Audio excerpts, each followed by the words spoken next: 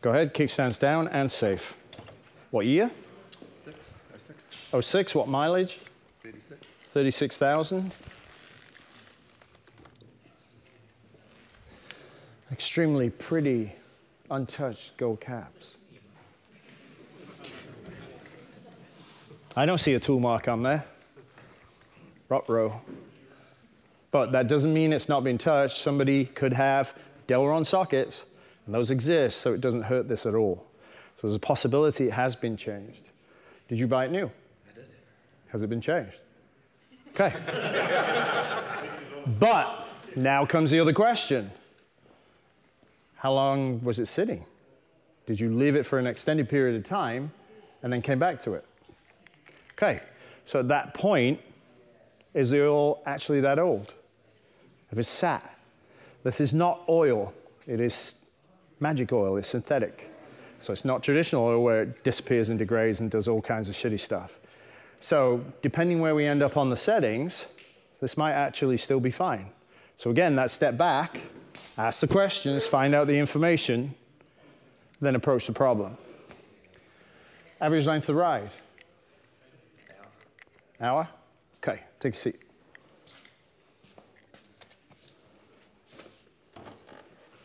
Okay, sit up straight, let go. All right, feet up. Moving on, everybody see the picture there? So a little bit of foam would be very helpful. So do you get pain in your wrists? Yeah. Okay, feet down. The reach is substantially shorter. Now, just hold the bars. You can already see that. So there's where all the pain and fatigue is. Because his triangle is steep, his reach is short. If he was a lot smaller, it'd open this angle up here. Probably be a bit more comfortable because his forearms are raised, so the weight's taken away. Does that make sense? Okay, brakes on.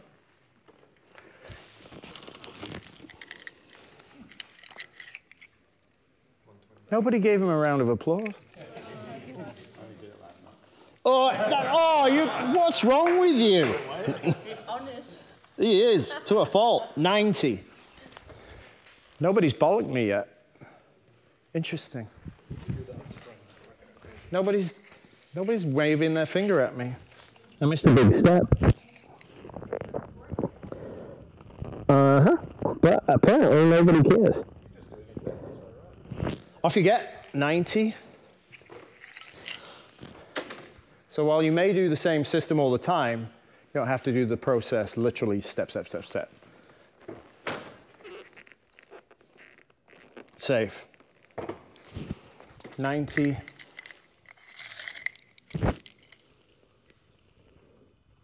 30. So 40 in the back.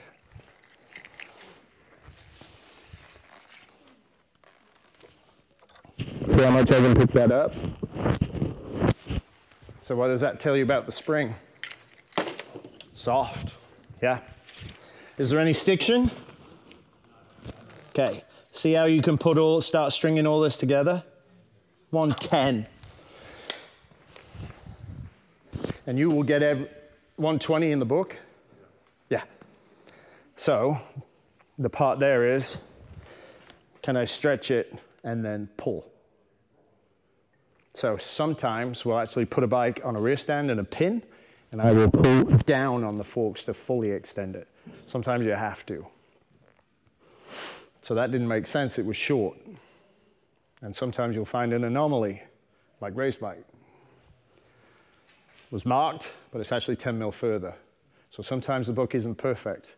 Aprilia RS 660, first generation, first year it came out, measurement was wrong. They gave it 10 more millimeters travel than it actually had. Oops. But if you know and you measure and you know. Okay, pass or fail.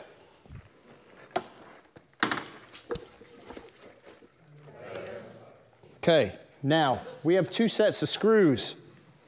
So these had better be in exactly the same position, right? So half, one, half, 1.5. 1 3/4. Now, the important part is it the same range in both?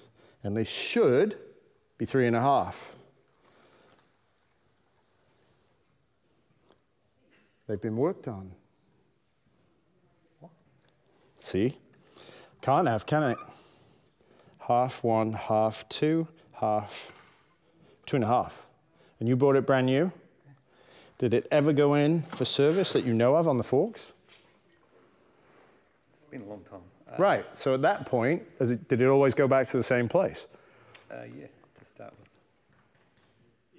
Or,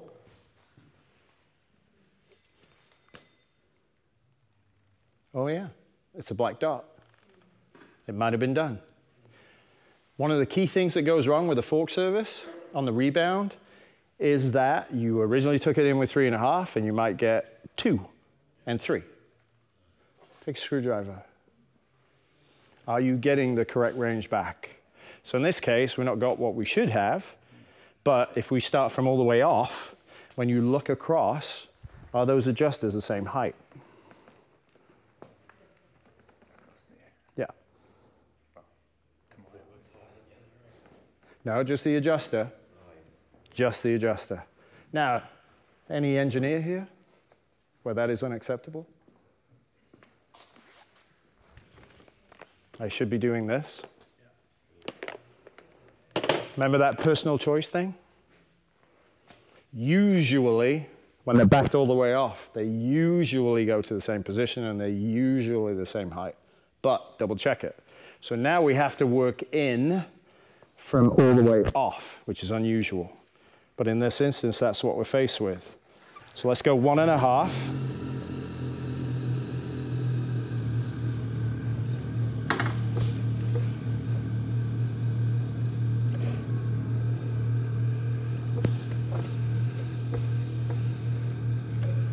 Good, eh? All right, well, maybe that was too much. Let's take a 1/2 turn out. Pass or fail? Thank you. You're all supposed to be experts by now. All right, so let's put a 1/4 turn in.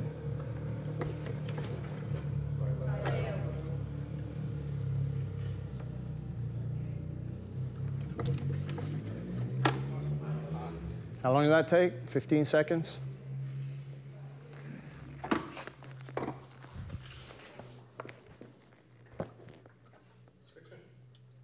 Or? Right. Executive decision. Old oil. Looks really slow. Not sure. Look at the tire. So for those of you that know what feathering is, if the wheel goes this way, the first edge is here, the second edge is there. It just eats that front edge away. And that's feathering. And that tells you that the rebound setting is too fast.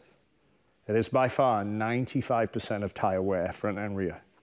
If you want a really good example, because I destroyed my rear tire for your visual satisfaction, you can go look at it. But in this instance, the tire says too slow, but we have a lava lamp. So I will defer to the tire and take a 1/2 turn in.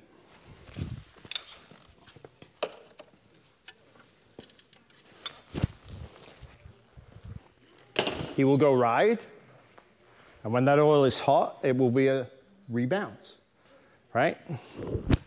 That, not good. Did you really?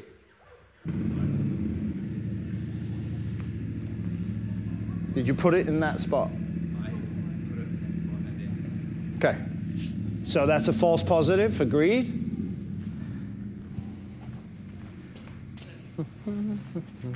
Where did they go?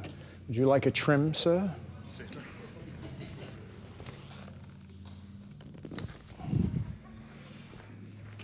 So now we have to start again.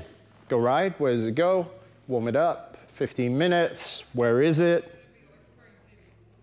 Now if those adjusters were off, should I be checking down there? You lot don't care very much, do you? I want to know. Okay. Half, 3/4 of half 1, half 2, half 3, half 3/4 of 3 1/2. That's a long way in. There's the potential that that spring is too soft in its setting for preload, but we don't know that yet. These adjusters, remember the range discussion with the rebound on that bike? These only work at 1 1/2 from maximum in. Outside of that, you're wasting your time. You were at 3/4, so I'm going to go to 1. I'm going to check this side. If that goes down, then that fork preload has to go in 3 turns, just like the other bike, and test to reset and test. Yep, perfect. Okay.